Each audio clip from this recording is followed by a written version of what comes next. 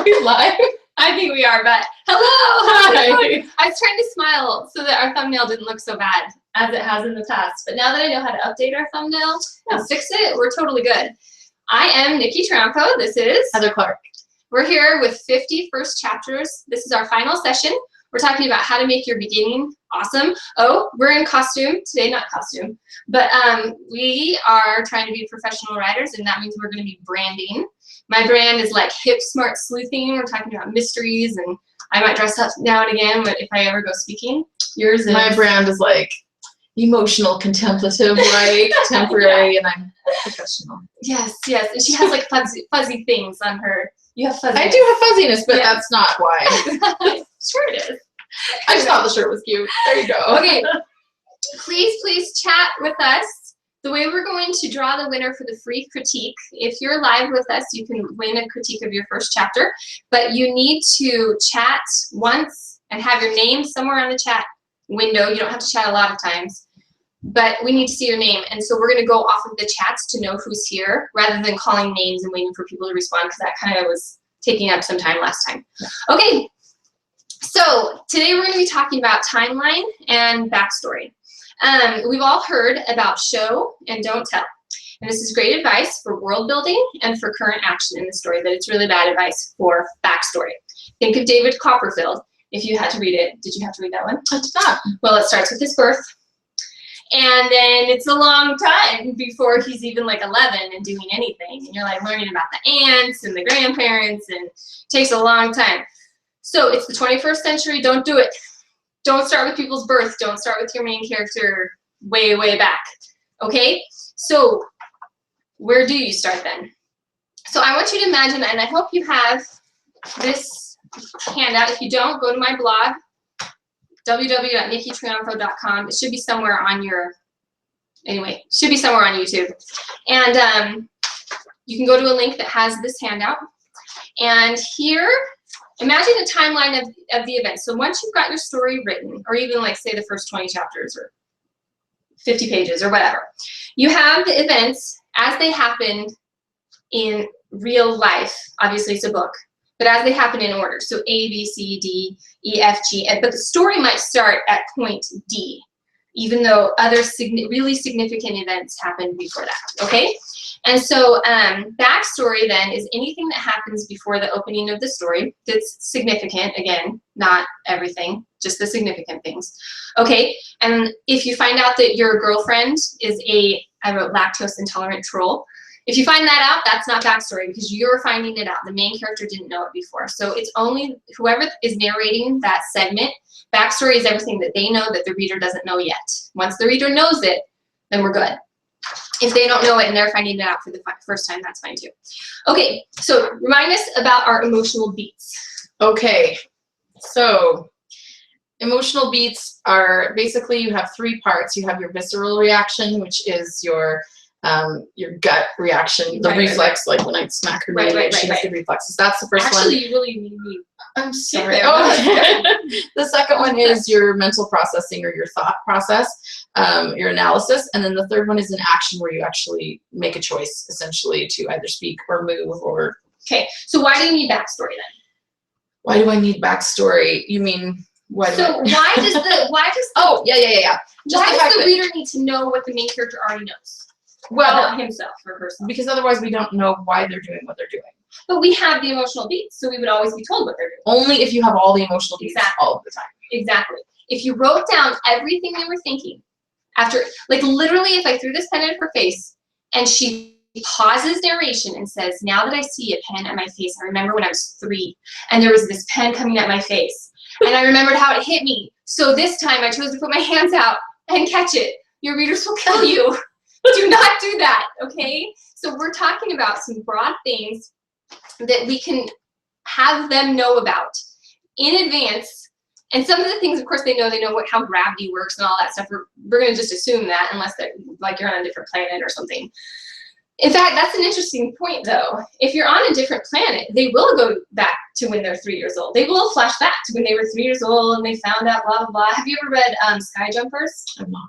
Well, anyway, there's this whole thing where she's able to jump through this really thick atmospheric air, and she slows down. And it goes through her thoughts, like, oh, when she was 5 and she tried it, and when she was 12 she tried this other thing regarding this air. So anything new like that for the reader, you're going to have to take him back to the main character's initial experience with it. And they want to go there. Yeah, they Definitely. totally do. They need to live that. Exactly. So how do you take them back seamlessly and make it feel normal? I really want to check the chat window, but it's my turn to talk. Why don't you tell them about, why don't you tell them more about scene and sequel? Okay, let's talk about that. Let's do that, and we'll see that. We won't do that for the end. Okay, so, you know, I was thinking about this week as I was critiquing for some friends, and I was thinking about my own first chapter that I'm working on right now, and it's awful, by the way. It's just absolutely terrible. And I was thinking about us teaching this little webinar, and I was like, we're idiots because I clearly can't write a first chapter. But the thing about scene and sequel, I think, will be so helpful. So if any of you haven't checked out that link, it's the link that's the advanced fiction writing, how to write the perfect scene. You know, and he summarizes. Where did you put that link? I sent it to a few people. If it's not up, I am sorry. We will send it to you. Okay, I'll put that on the blog. And I'm sorry, I emailed that to you, but you were so busy. I'm sorry. Yeah, I have paint scars here from I've been painting my house and moving in a sudden like 3-week move thing, and so it's crazy. Anyway, you do not need to know that backstory, except possibly to explain why I did not send you all the link that you need. But the link is advanced fiction writing, writing the perfect scene. I'm pretty sure if you Google scene and sequel, it is one of the top 3 hits that come up on Google. But what that summarizes a lot from that Jack Bingham book, Scene and Structure, that really is going to give you a lot of power in your scenes. And when I went back and started to structure my scenes using scene and sequel, it changed everything about the flow of my story, and it has to start in chapter 1. So when you start with chapter 1, when you start out, either your character is in a sequel scene or they're in a scene. So the scenes are like this. They are goal, conflict, disaster, or they are reaction, dilemma, decision. And you really need to have one or the other thing happening. So a lot of times, you know, having your character start with a strong goal is great, but then a lot of times you'll send your book off to your agent and you'll hear, I needed to settle in first a little bit with the character. You jumped into the action too fast. So depending what kind of story you're trying to tell, I've had multiple friends have this situation where they suddenly have to go back and change it. So that sometimes it is nice to start with a sequel scene. To start with, I'm reacting to something awful that's happened. That's what you do. Shatter's a sequel scene for sure. The opening? Well, the opening is, well, and we'll talk about this. The opening is actually seeing the action. It's because it's kind of a little flashback. Right. But then when we start the scene, right, we are sequeling that little tiny segment. But instead of just telling you that tiny segment, but you're actually I do an actual flashback. Yeah. Right. She starts with a flashback. Yeah. But once she gets into the scene, she's doing a sequel. Right. And well, we'll talk about that. Yeah. And so anyway, my scene starts with Tessa like in. Would you say Hunger Games starts with a sequel then? Yes. Yeah, because she already knows about She is reacting, and it's in a sense. When you're reacting, when you're starting a scene with reaction, what you're doing is starting with backstory. Right. And not like a ton, but yeah, she's starting with, we already know the reaping is coming. We've already lost our mother. She's gone crazy. She's starting in a sequel to her whole life. Right there. She's waking up. And that's why that feeling of settling in to the world, we can get grounded before, bam, we're stuck with the action of the thing. So go read that post. I guess that's all I really want to say. If you don't have one or the other of those happening in your first chapter, figure out which one it is and do that. And find a way to make the tension work that way. And I wouldn't even say first chapter. I would say first page or 2. Oh, yeah. Really look at it has to be right at the beginning. Are you reacting to something important, or is something important being created as we watch it be created? Right. What is your main character's goal has got to be right there. Right. Or at least what was just destroyed. Right. Showing the emotional need. Right. Okay. Thanks for doing that. And I'm sorry that puts us a little tiny bit out of order. Okay. So we've gone over. Okay. So I'm going to go off of this paper actually. Okay. So we're not going to show every single bit of their emotional analysis every time something happens. But let's say you have a character and they walk into a room and they see. I'm just going to read from here. I'm going to go backwards from what this says, but like, let's say that your main character won't go swimming with the cute guy. You need to show why, because people are going to assume their own reasons, and that's something that happens more than you might be thinking that it's happening. So when you have your character do something, react to something, she sees a cute guy, he invites her to swim, she says, oh no, thank you. We automatically put a reason in our head why she did that. And then we start to judge her based on that reason, whether or not that reason even exists. And in fact, the more that there's no reason on the page, the more critical sometimes I think we are. When Nikki read my first book, when she finished reading the whole thing, she said, I never could understand why your character did anything.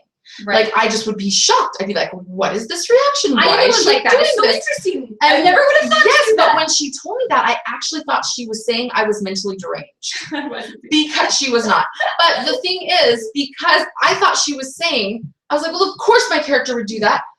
What else would you do? What else would she do? And because like, I do not know what she's thinking. This is like back before beats became a part of my world. Right. So anyway, Yeah. it's So important that we know what your character's thinking. So this is when you're going into a reaction. So your character's there. The guy asks her to go swimming. She says no and shies away. Now you need to explain why. This is the mental analysis part of your beats, okay? If you can tell a cohesive story that not only explains her reaction there, but continues and explains something she's going to do in chapter 3 and chapter 5 and chapter 7, you've saved yourself and your reader from having to dive into explanation over and over and over and over again. And it's really good for pacing, okay? So all a flashback is, or backstory, all it is you pausing during an emotional beat on mental analysis. Pause there and give us enough of the backstory to truly understand why she's saying no to this guy asking her to swim. Now, how long you want to be there? Do you want to be there a paragraph? Do you want to be there 10 pages? Do you want to be there 100 pages? That kind of depends on like your genre and your preference and how much you have to say there. I recommend, and this is why I had you, did any of you do your homework? Because your homework, if you did it, was to pick up, oh, I meant to bring it down here, to pick up a copy of Hunger Games.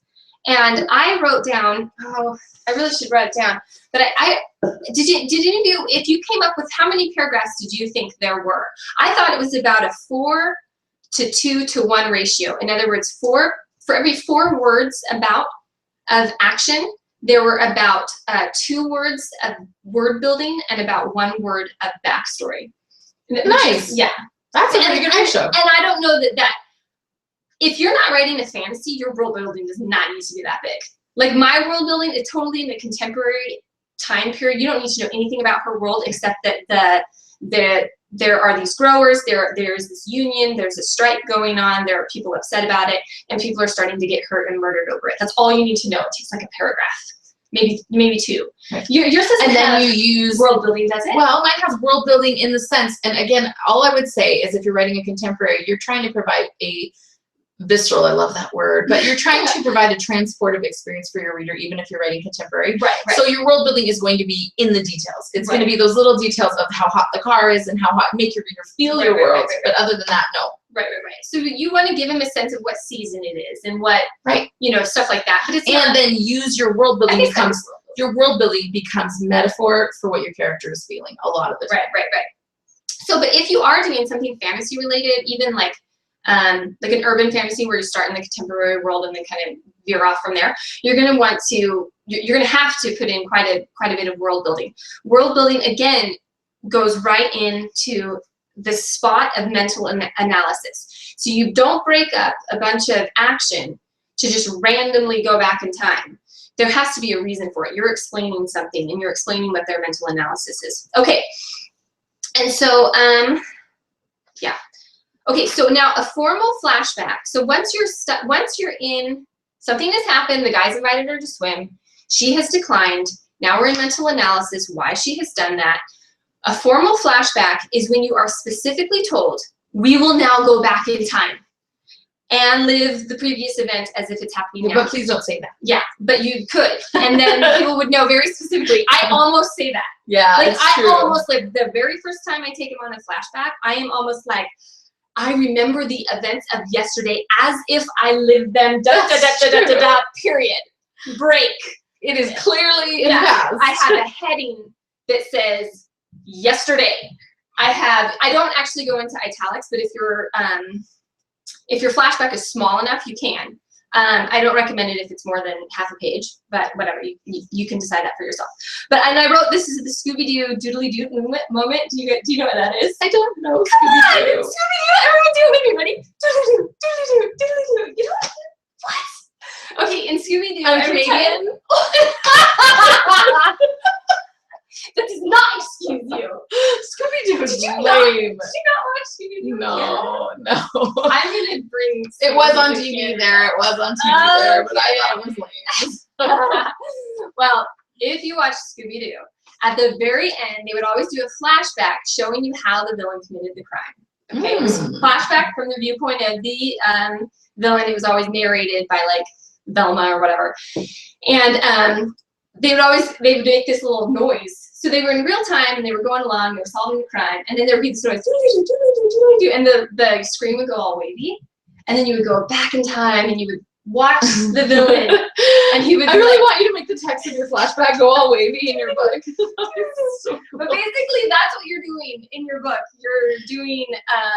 You can do a hiatus. That's where you break for a couple of returns and have just some white space, and you can have like a little cute. James, okay. I'm not even gonna. I'm not gonna look at anything. What I would have to say about that is please make a gif of Nikki doing the doodly doo. I need it so badly. We can just watch it all day. James, do you know what I'm talking about? Did that make sense? I'm sure everyone else knows what you're talking about, and I know now too. You have brought me into your world. Anyway, so formal flashback. You're specifically told. You're telling your reader specifically that we are going to go into a flashback, essentially. You then do the doodly doo, which is either a hiatus or a chapter break or whatever you want to do. Typeset, changing headings, whatever. Now the narration. Did I say change? Crap. I meant it stays the same. Shoot, you guys, I made it. It's usually the verb tense doesn't change. In a formal flashback? Oh. In a formal one, it doesn't. You can. I think you can, and I think it kind of just depends on how you want to do it. But if you're speaking in past tense, if you're like, I woke up, it was a hot, sweltery day, I was a hard-boiled detective about to blah blah blah, then you say, I'm going to have a flashback now.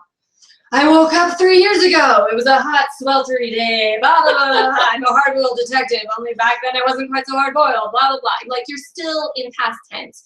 You don't change into another tense. And then you do another doodly do to get out of it. So you do another carriage return, hiatus, chapter break, whatever you're doing. Back to come out of your italics. Come out of your italics. Whatever you're doing.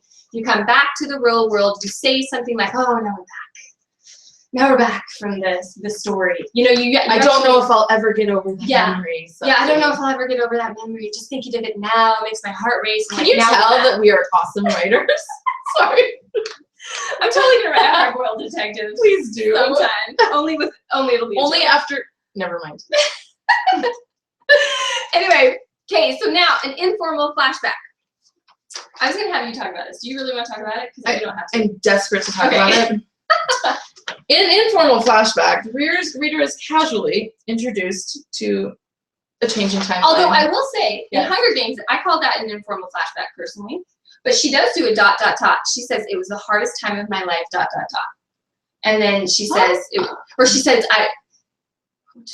says something ... I wish I had it here. And then the next one is, it was the hardest time of my life. It was the time after my dad died, blah, blah, blah. So she's semi-formal with it, but she doesn't do a hiatus. She doesn't do a chapter break. She doesn't do, and she does, this is the key, change verb tense. yes. This is where you're going to whip out, she's a Spanish speaker, I'm a French teacher, the plus que parfait in French, the plus perfect, or the had tense. So like, well, I had gone to the store. No, okay, whatever. Okay, so you're talking along, you're like, I went there yesterday, that's past tense. Right. Nikki went to the store. She had eaten 3 hot dogs before she went to the store. Right. Then she barfed. So the had eaten is her backstory. And now, Nikki, why don't you talk about using the had and then transitioning? Oh, okay. Business. So let's think about Hunger Games now. She does not formally put you into backstory. The very first flashback that she does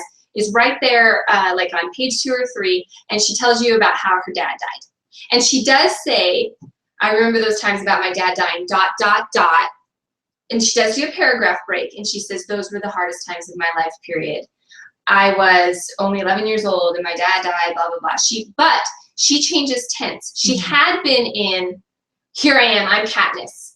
I live in a crappy place. I'm in present tense. I run, I hunt, I kill things with my bare hands. I'm amazing, I'm tall, and I'm good looking. Okay, that's Katniss.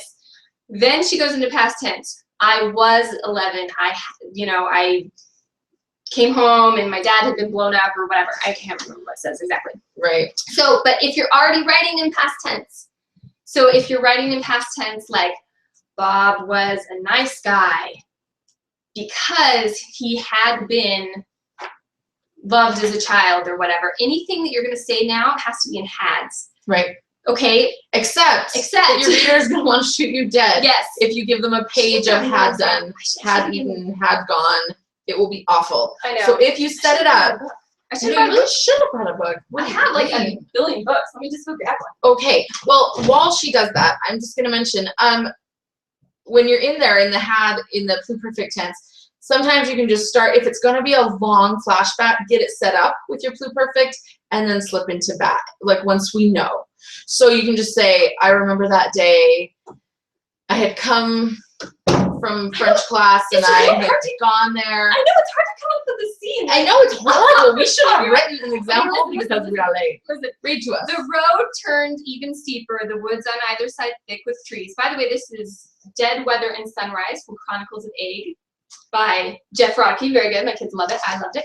I haven't read the second one yet, though. We haven't found it yet.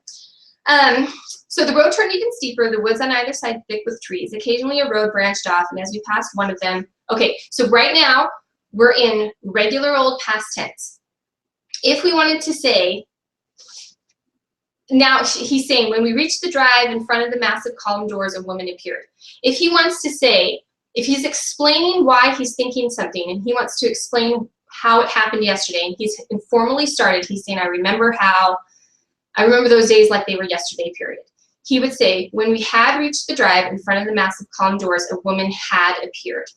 But if you keep going, the whole paragraph, she had been tall. Well, you can't do that anyway. You can't. She was tall.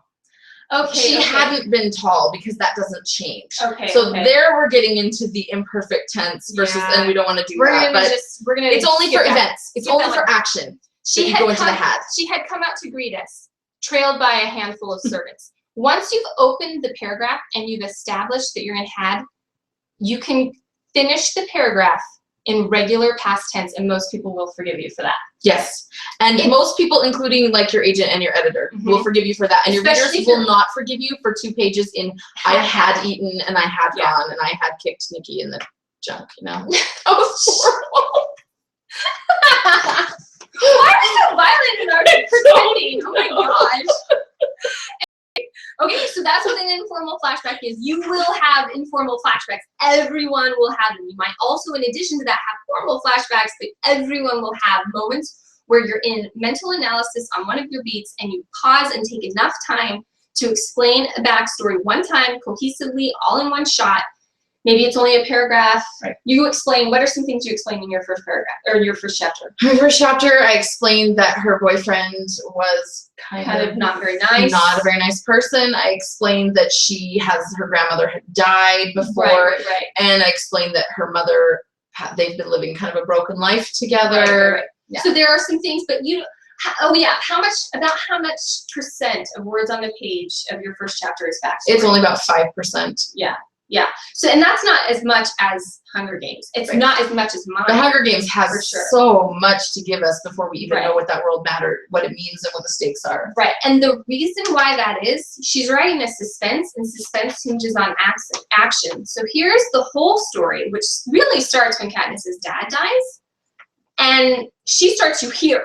Katniss is 11 when her dad dies. Right. Suzanne Collins starts you here right before the Hunger Games starts. She doesn't do it real time. She could, but then it wouldn't be a suspense anymore. Right. It would be like this lovely story about this girl who's hurting, and then there's a bread boy, and it's kind of a romance maybe, but then there's Gale. Right. And then finally, her name gets called, and all of a sudden, the suspenseful action story. We'd be like, But also the fact that we're in a world that's not our actual world means that we don't have the same shorthands. oh, right. So True. like mine, I can just be like pregnant teenager, alcoholic mother, and you can be like, oh, I feel you know? Right. But we can't just be like, Hannah, evil district kills the children, and I'm like, oh yes. Of course. Like that happened last year, it was crazy. Okay, very good. Okay, on to the next one. Here is the timeline of Hunger Games.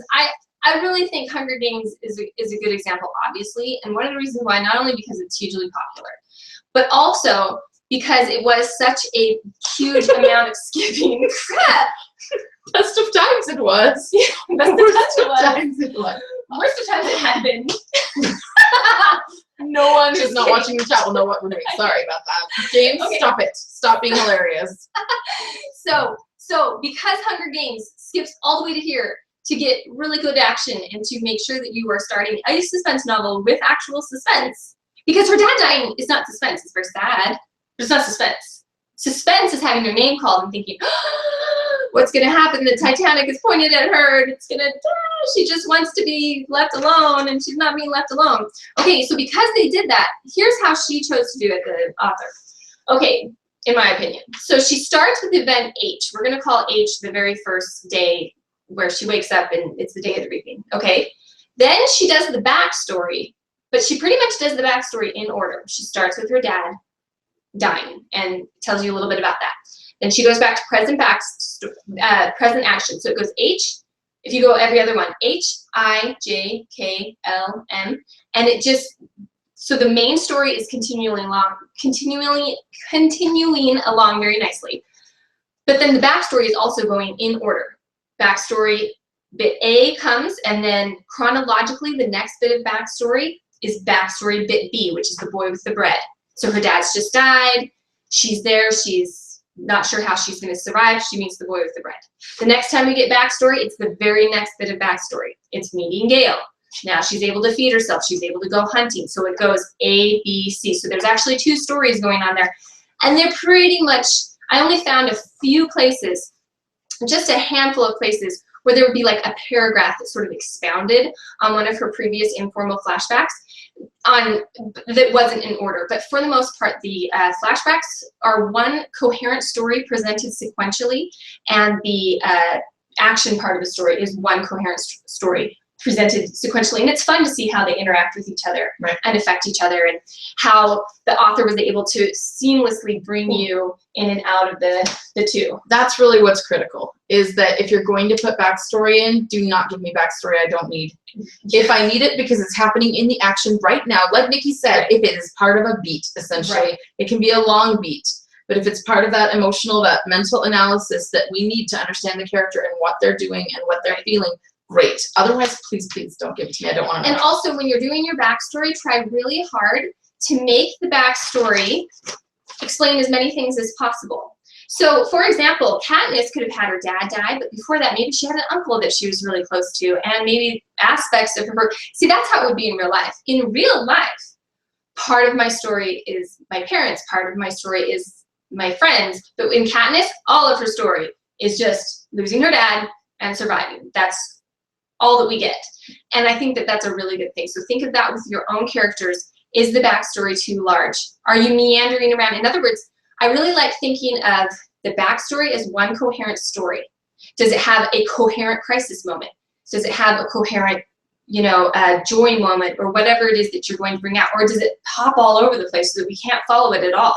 Especially because we're not even getting it. Well, is it not real in the author's mind yet? That's another And thing. like, I guess, when she said, does it have a coherent backstory that we can actually follow? I think sometimes on our first draft, we don't have one of those. Sure. So then people look at it and they say, I'm just confused. The mom doesn't seem like she really had this, so just figure it out. You've got to know it. Especially, but don't tell us everything. Especially in the first chapter, like when you're cleaning it up for, pitching it to an agent or doing a contest or something, really pay attention, like go back to your backstory and see how tight you can make it, how many things you can explain about her emotions in as few events, real events as possible, and then get those events on the page in an interesting manner. Does that make sense? Instead of jumping all around to all this backstory, because in real life we have lots of backstory. Right. But so I have a moment like in the one that I was just editing last night, my pregnant story, and she says the nurse, the abortion clinic nurse, has a soothing voice, and she says that voice is soothing, like my dance teacher, Miss Julie, who I used to stay after class just so she would talk to me in that voice, back when grandma was alive and things like dance lessons were still part of my life. That's all. That's the whole line. But that gets in that grandma was there, that back then someone was taking care of things like that. Also, Miss Julie becomes incredibly important in the story, and all of that happens in like a line. Right. So we don't need a full, in fact, if your flashback is like 10 pages, 50 pages, right. If I had gone into a big long story about Miss Julie and this one time when Miss Julie told her something special, like you would have died. Oh, that's the one thing I want to really say. The longer you spend on a flashback, the more important it has to become. So for Katniss, the more time she spends like on the boiling the bread, the more important Peeta has to be. Right. You know, he can't just be a sub character and she goes back to Gale. Absolutely not. Right. Once she spent that much time in flashback. In chapter 1. Well, it's chapter 2. But yes, you have to, he's the romance guy. People who are savvy about writing, he's the romance guy. It's clear. Nobody has a question about that because she spent so much time on it. Okay, so, and the reason why I have so much flashback is because the girl who's solving the mystery is, well, you know, in real life, there are detectives who solve mysteries, and they usually come across the story of what happened, like the story of the death or the murder or the crime or whatever, as a complete outsider, and they have to learn all the suspects and learn all of the witnesses and who they are and figure everything out. But in a story, you often have an amateur detective. So I might be an old lady, and my neighbor dies, and I might sleuth out the mystery. You know, that'd be like a cozy romance or a cozy mystery. And so with an amateur detective, the amateur detective might already know almost all of the suspects and might already know almost all of the witnesses and the victim. And so all of that becomes backstory, which is we still need to know it. We need to know it, and we need to know it well. So that's why I have so much flashback, because the main character, who is also the amateur detective, she already knows the victim and she already knows almost all of the suspects and everyone. And so whenever you get flashback, you're getting mystery data, which is why, you know, but you'll notice this a lot, actually. If you read amateur detective stories where they know the witness, Veronica Mars, my favorite. Let me bow to Veronica Mars in every way. If you have watched Veronica Mars, you're welcome on behalf of the universe. And stand up. And if you haven't, you're welcome again for recommending it to you, because you got it from me first. No, I'm just kidding. Actually, you're the one that recommended it to me. Remember that? No, I'm not. Yes, you recommended it to me. What? Yeah. Okay, well, whatever. You recommended Friday. Yes, Friday Night Lights. I win. Okay.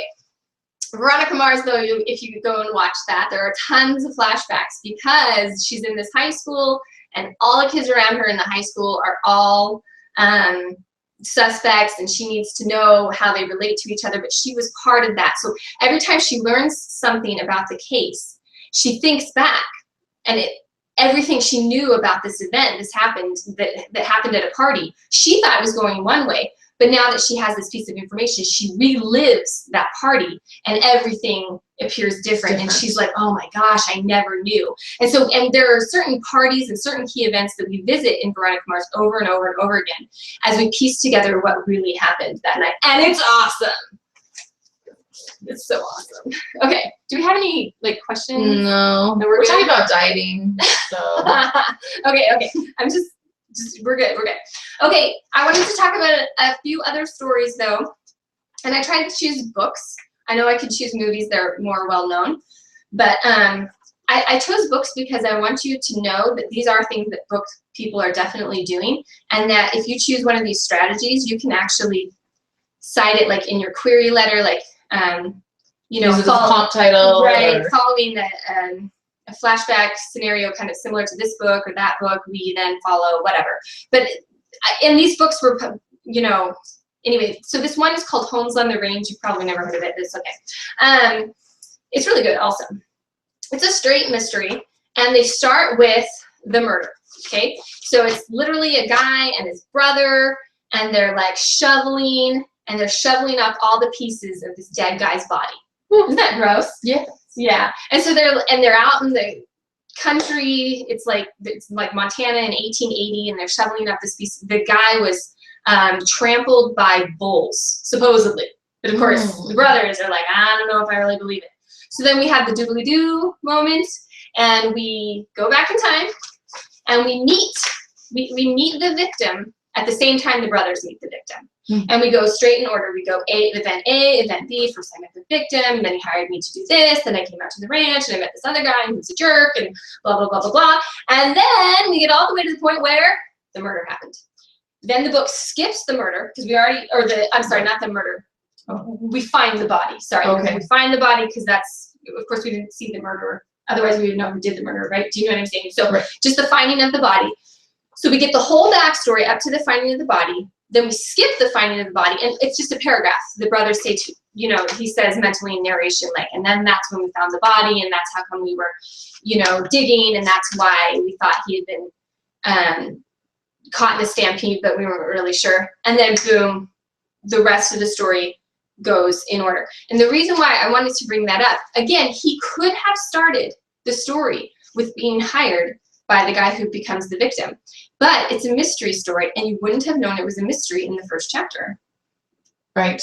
Do you see what I'm saying? And we have to let our reader know what they're getting promised right up front. I think that really savvy writers are really good about either changing their timeline to start, or they're very good about altering the way they present their timeline in order to start with what the story is. And Hunger Games did it, Homes on the Range did it, I did it in mine. Now mine's not published, it may never be published, we'll see on that someday. But I did a very similar thing. I started with the death, because mine's a mystery, so that's pretty common in a mystery. But because the main character is the sister of the girl who died, obviously that's not the start of everything she knows about the sister or the crime, right? So I start with the death, then I go into story action, then I go into backstory. So mine actually, the story action, I try to go in order, like H-I-J-K-L-M. So the story action is totally sequential, okay? And then even the backstory, I tried to go in order also. So like event A happens, and then event B happens, and then event C happens. Now I actually bring you all the way back later to even events prior to that. So I kind of skip around a little bit more. Once you're doing flashbacks, people tend to hang in there pretty well.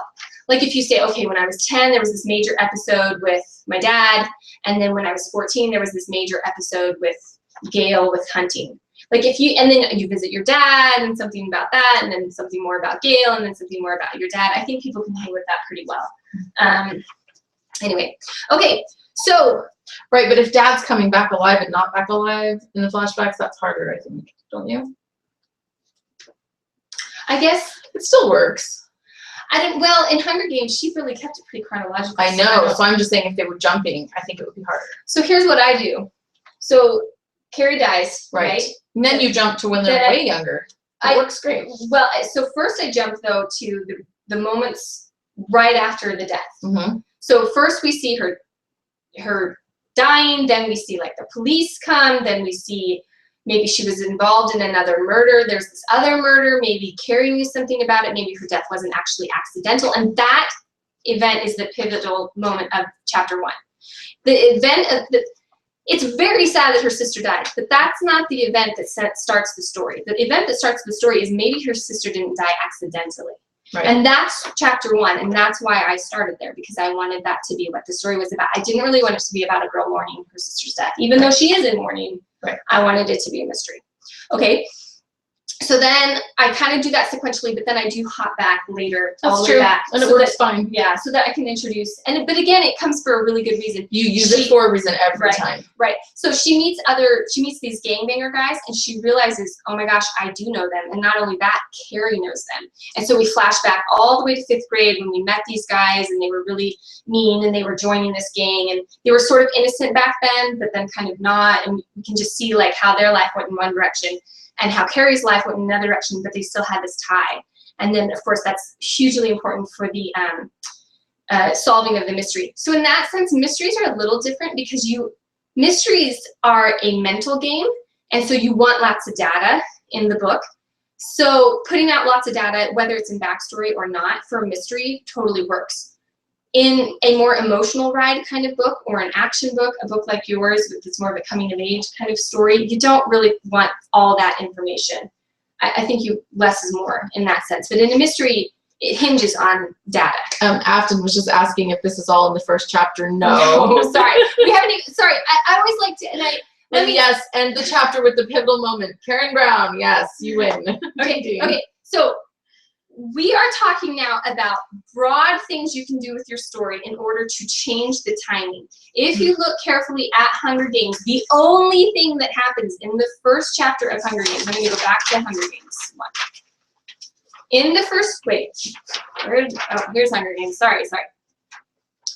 The first chapter is H, then the backstory with the dad, A, then I, that current action is that the little sister's name is chosen for the Hunger Games contested.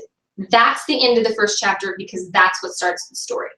The next chapter is the flashback to the boy with the bread, and then on and on and on and on. Okay, so this is not just the first chapter. This is just, if you're going to switch the order of events, though, you have to put the events back in order. Like, you have to put them back on the page. You know, it's nice if you have this timeline. If you skip to here to start your story, that's awesome, but you still need to learn techniques for getting all the rest of this story in. But you're right, you definitely don't have to get it all in chapter 1. In fact, don't put your whole backstory in chapter 1 unless your backstory is quite simple, I guess is what I would say. So sorry, I hope that wasn't confusing. To go back to Holmes on the Range, the first chapter is just the first event, D. That's all it is. It's them finding the body and talking about the mystery, and then the doodly-doo moment is a chapter break, and then we go back and we meet the victim. And like the whole first quarter of the book goes by until we go back to the current story action after the death, after the murder. Okay, so this is a huge chunk of the book here. And then in mine, yeah, actually I go DHAI. So I get 4 in mine, but that's just happens to be how it is. Okay, James just had a great question. Okay. To compete well in the first chapter contest, is backstory mandatory? Absolutely not, except that yes. So what I'm saying is you don't have to have piles of backstory in your first chapter, but I need to know why your character wants what they want. I need to see their lack. I need to see all these things. So if I have no sense of past, okay, pause here. No, it is not necessary. Maze Runner. Right.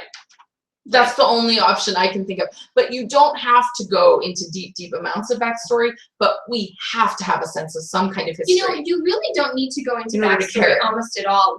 If you're doing like beats, if you have like their visceral reaction and then their emotional reaction, think of like James Bond. We don't need to know his backstory.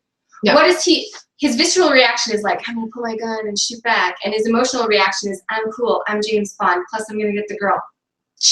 You know what I mean? Like that is James Bond. And James Bond's shallowness is part of James Bond.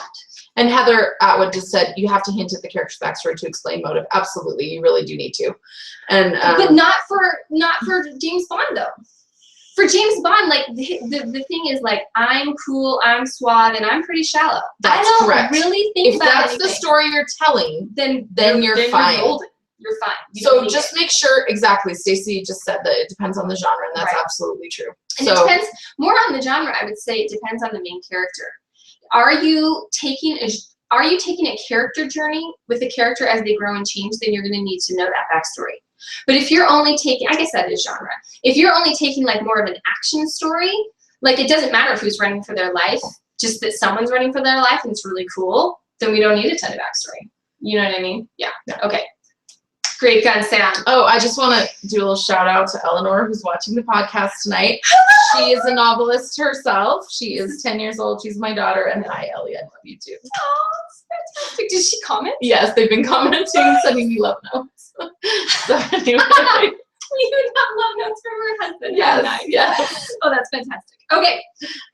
So now, we've talked all about... Oh, look at that. Look at that. Even in Maze Runner, you get backstory. We learn right away that they've been there for years. That they have. But that's him. Actually, that's not backstory. The protagonist. The reason why that's not backstory is the protagonist is learning it for the first time. Literally, someone tells him, we've been here 3 years. So he's learning it right at the same time the reader is learning it. Interesting. And so Maze So Runner it's not really, his backstory because he has none. He can't you guys remember. need to read this book. It's so awesome. Read. What's the name of it? Crap. Crap. The Face It's in the Mirror. amazing. No. It's called The Face in the Mirror. It's so awesome. The guy, again, amnesia. So it's kind of like Maze Runner that way. Waking up, he doesn't know where he is. It's amnesia. He finds out from a conversation that he is a detective and that the police are coming. He finds out he himself is a detective and the police are coming, expecting him to know details about this case. And he thinks, well, crap, what if I have no money? What if I'm a pauper? What if I don't solve this case?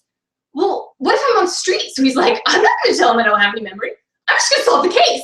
So he solves the case, but he's learning everything about himself. And it's funny because his former self that had memories and stuff was totally interacting with these characters that were in the mystery. So it's so cool though, but he has to learn it for the first time too because he doesn't remember. So anyway, no backstory. Being real time, just at the same time the reader does. So Right. Totally awesome. So the point is, tell us the story that you want to tell and make us care about your character, A, and B, make us understand your character. And so use those beats. Use those beats You know, wisely. that's a good point though. If you can get away with not explaining so much, if you can tell us their their thought analysis and why they're responding the way that they are with just one sentence, then go ahead and just put that one sentence. You don't need a lot of backstory. But I think that one sentence is pretty shallow. So if you in your head know all this stuff about your character and you're expecting us to care about your Don't character, send it to Nikki. She won't. I feel like it's James Bond. I know. If the genre demands that Right. you don't tell us. And I seriously was like, Nikki, do you have no soul? Her mother just said that she wished she had aborted her. Of course she's sad. Nikki's like, Right. then let her feel something. But so I do like James Bond, I really do. But and you can get away with it in James Bond because James Bond stories don't hinge on James Bond changing or growing in any way. At the very end, he's like, guess what? I got a gun and I get the girl and I'm cool. That's Right. it. And we were like, that was cool. Yeah, it's completely the same as it was from the beginning to the end. If that's how your character is, then you don't need a lot of backstory. Right. Unless you want to explain why they were like that. Right. You know, like with Maze Runner, they have amnesia or whatever. Okay.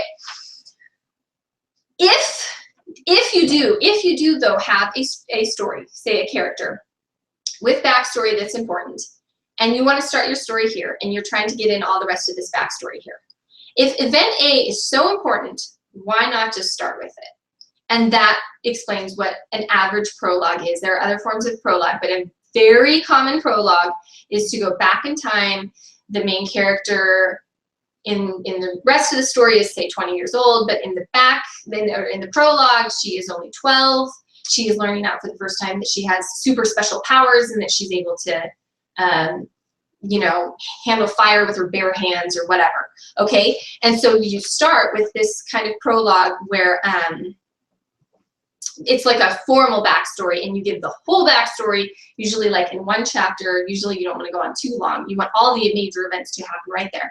And then you jump right into chapter 1, which is actually chapter 2, where the main character now is like 20 years old or 50 years old or whatever, and we go from there. Okay, Hunger Games could have done that, and it would have worked. I really think that, you know, I think it still would have been a fun story, but I just don't think it would have leapt off the page as much personally If it hadn't started. if it with the hadn't action. started with, yeah, all that suspense of the first day and of picking the name and stuff. Yeah.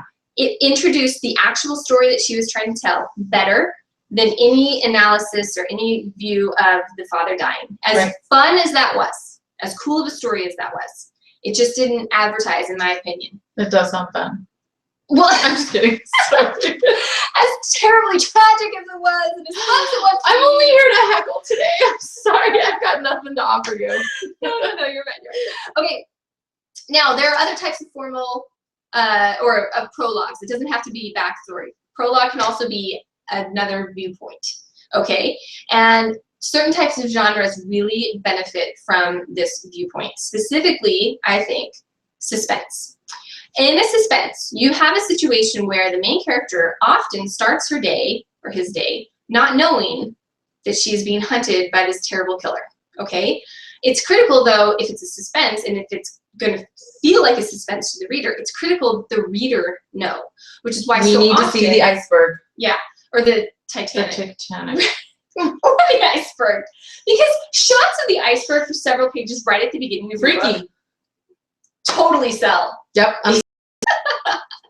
So anyway, Harry Potter. Harry Potter's not really a classic suspense, it's an adventure. But you have to know that something big is going to happen. So we don't start with Harry waking in up the broom closet. In the broom closet, right. And we start with this kid has a destiny and the Dark Lord wants him. Exactly. And it's another person's viewpoint and whatever. Plus, there's magic and not just lame people. Yeah. Plus, hilarious. That's another way. Really, they grounded us. They grounded us in the magical world. Yeah. If they had started us in a broom closet, we might have felt cheated when suddenly we went to Hogwarts. Right. We might have been expecting.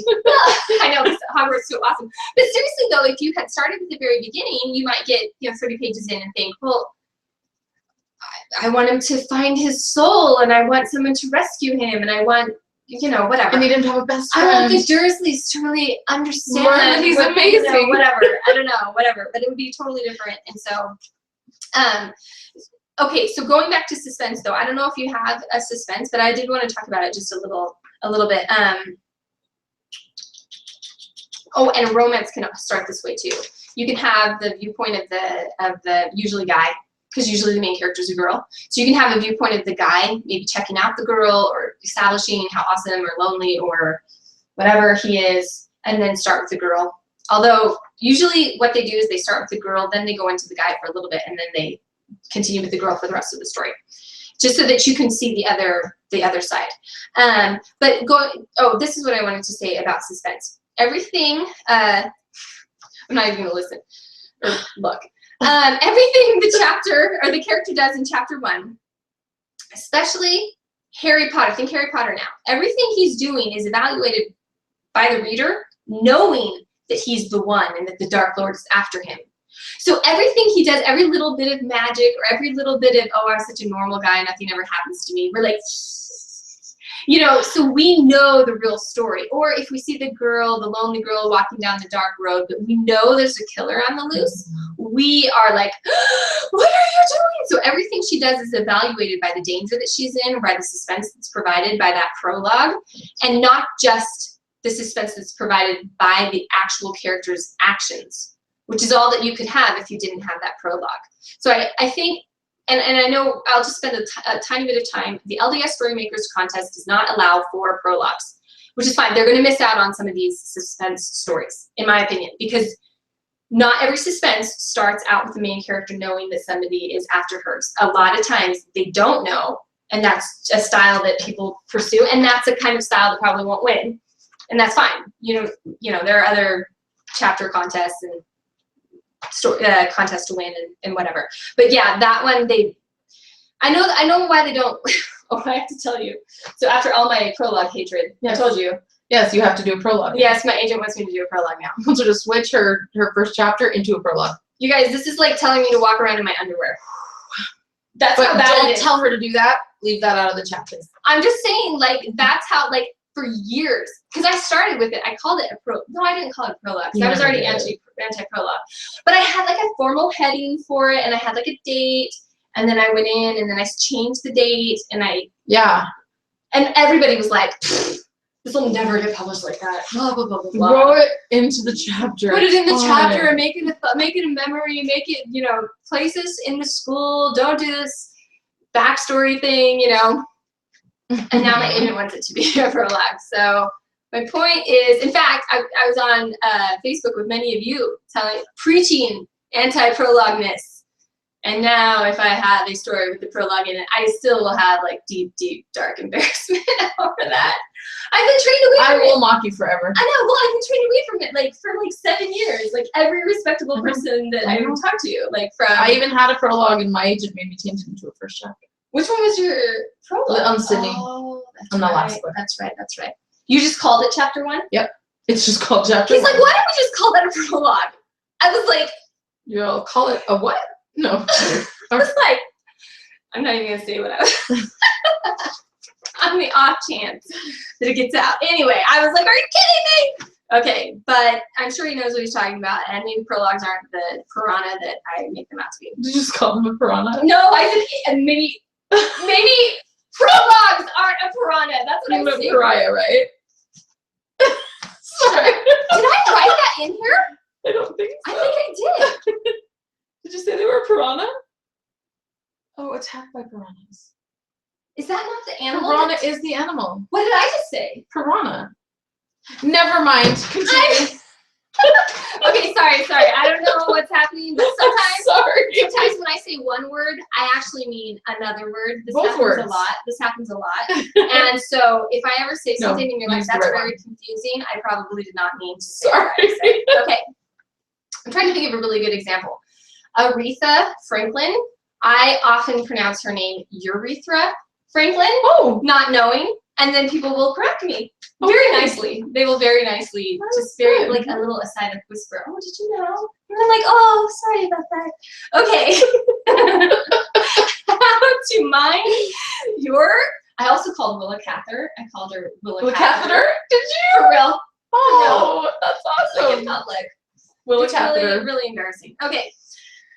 So now we're going to talk about, we're almost done, but we're going to talk about where to start your story. If you have a story and you're like, I'm not sure exactly where I want my opening to be. I know my story well enough now that I know what happens and I know the order I want the events to be in, but I'm not sure which specific place to start in. I recommend that you consider which scenes give you the most active showing of genre, stakes, inciting incident, and are the most inherently interesting. Start there, and then the rest becomes backstory. Find a strategy, pick one that you like, and get the backstory in there. Get it in with as few words as possible, unless you're really doing a meaty character arc kind of story, and then you can spend a little bit more time, maybe do a formal flashback, etc. Okay, so now we're just going to talk about, we're both writing, well, we both have our stories to our agents as of now with kind of, well, you kind of don't, but I do. Okay, but then we're also working on our own first chapter. So I just thought we'd talk for just a little bit about our own strategies for how to open in a cool way. Because I think that was the question that I got most when I asked you guys to email me about questions you had about first chapters. It was like, I have the story arc, or I have that, but I just don't feel like it's coming off the page or it's really exciting. So you're writing a story now. Yes. Well, you know, I would just say that I have written a lot of crappy words in this first chapter. I really hate it a lot. So if any of you are feeling frustrated by all the stuff we've been throwing at you, so are we sometimes. Right. But I would say, number one, stick with that scene and sequel thing. Make sure that your character and that we know what it is really quickly, and or that they're reacting to a crisis to start. And then the second thing I would say is play with their voice and write a lot of words until you feel their voice. And then try saying cool things in their voice to start. I know. That's really where I'm at right now. So, and I think Nikki and I actually just figured out a problem with my first chapter a minute ago, and that is that my first chapter has the first paragraph. The first paragraph of that first chapter is in the wrong voice because of an initial idea that I had for it, and so I keep leaving that first paragraph. And that first paragraph has to be killed dead because I finally found the voice for the character. And I need to go back and have the character's voice present. Tell them about Rebecca's story. Oh, we were talking about, in the handout, she talked about having them dress up in an interesting way, or having them be in an interesting location. Or should you do that? You know what I mean? do you want to do use that? a gimmick like that? You're not going to keep them dressed up like a Neanderthal the entire time because they're not Neanderthal. But could you have them dress up that way? Right. For the first time, just for kicks, just to make it interesting. Right. And the answer is, according to me, definitely if it feeds the story and if you're starting in the right place, then go for it. Be a little flamboyant, be a little fun. What did Rebecca do? So I was critiquing a chapter for a friend this week, and it's so delightful, but her main character starts like dressed in a Sasquatch costume, and she's about to be sprayed down by gorilla pee by her parents, who are inept monster hunters. Now the story is about this girl who just wants to live a normal life and get away from her, you know. Anyway, I probably shouldn't go into like too much detail, but anyway, it kills. It is amazing. It's Rebecca, shout out to you. You're amazing. It is delightful. She started in the right place. She had the genre, the stakes. She's starting a place that was inherently interesting and had the inciting incident. And she is showing me emotional and concrete goals by the lack right there by showing me the crazy parents and how badly she needs a normal life. But once she's there, she doesn't have the crazy parents just do something mildly crazy. Of course, she has them go all out. We go crazy. Right, we totally go crazy. Awesome. Right. And I think that's something, once you've picked your spot, go ahead and dress that spot up a little bit. It's okay. Let them show their personality in their most entertaining or the most theatrical way that you can. So for mine, like, oh, I did want to talk about that. Shoot, we'll go back. I wanted humor. I wanted a hint of romance. I wanted a lot of visceral experiences with the setting. So I thought of maybe the opening could be like the literal opening paragraph could be the girl getting hit with a rotten peach thrown by her prankster friends as they pick peaches because they're too poor to hire Hispanic workers they distrust anyway. Which totally tells us, because it's like a Romeo and Juliet, so I have to just establish that there are like these two worlds. So there are like these peach picker people, and then there are like the Hispanic workers, and then like they don't like each other, and there's gonna be this Romeo and Juliet thing. And so, so I'm trying to establish that all right away, but do it in a sort of fun way. That's something that I came up with. It might not be the coolest. I might come up with something later. But anyway, it was just me brainstorming and trying to hit those key elements, but hit them in a way that's not her saying to her friend, so gosh, here we are surrounded by people who have a different culture than us, and we really just don't get along with them. You know, don't do that. You know what I mean? Try to show it. You know what I mean? Try to have some bit of action. Basically, it's just a bunch of girls sitting around talking about boys. That kind of opening scene. That's all it is. But we're just going to try to dress it up with some fun stuff. Make it fun. You know. And bring as much world building. I mean, really, you're building a world there. Right. In that orchard. With, in that particular, you know, because I have to build a Romeo and Juliet kind of world. And that kind of social, you know, divide in order to do the story. So we're now ready to pick our final winner. Yes, After we are. I tell you one more thing. You can, now that we've talked so much about changing the timeline of an entire story and starting here and turning the rest into backstory, if that's whatever scene establishes your genre and your inciting incident, that's your opening. Okay, everything else is backstory. Fit it in somehow, but start your chapter there and go do it now. You still have time. There's like 3 more weeks until that contest if you're doing that contest. And I don't want to read through. I might not even do it. I can't do it. And then I don't know. And then you can actually do that on a micro scale within each scene. I don't recommend that you do it every scene because it's really annoying, but within a scene, if you have the sequence of events going like this, A, B, C, D, E, and you're just putting it in sequential order, but the scene could really start with a bang if you started with event C, go ahead and start with it. Start with event C. And then tell us how we got there. Right. And doing that every couple of chapters or whatever is no problem. Like, I turned to look at it and my face got hit with a peach. Like, obviously, something must have happened before that, and we're just going to get it afterwards. And we trust the author. They're going to bring us up to date and tell us what happened, you know. But again, you can take that too far. And I do see once you learn this little trick, people take it too far. And everything, you know, everything's action, and then we're brought up to speed. And it's kind of, I don't know. To me, it gets old, but whatever. If you want to do it every time, then awesome. Okay, yes, our final winner. Are you ready? Because I randomly generated person number 16, and that's you, James Duckett. James Duckett gets a critique. Woo! Yay! Congrats. Okay, so before we start, let's just say somebody on there was saying that they're sad that this is the last session. Aww, Nikki and I do have potential plans for maybe once a quarter coming back to this with different writing things that make us happy. Because we love each other so much. We do, and otherwise we never get to see each other without children. And we love you, Ellie. We're glad you're here. Yes, Ellie. We don't mean you when we say children. We mean Carter. We do. And someday Carter will watch and he'll be like, yeah, Amy and me. He'll be proud. It'll be like something he excited to him. Okay, my parting words to you of advice. Make your main character likable. 3 ways. Make them sympathize with someone else, make them sympathetic, or make them be desirable. Someone you'd want to date or know or hang out with. My parting words to you is don't get overwhelmed, because sometimes talking to Nikki and I together is like drinking from a fire hose. Yes. So if we broke your brain with too much and said too quickly, pick one thing. Pick one thing, go read the link about it, and then find a way to make that part of your writing. And I hope it helped. And thank you so much. We've had such a good time. Yeah, thank you so much, everyone. Bye-bye. Bye.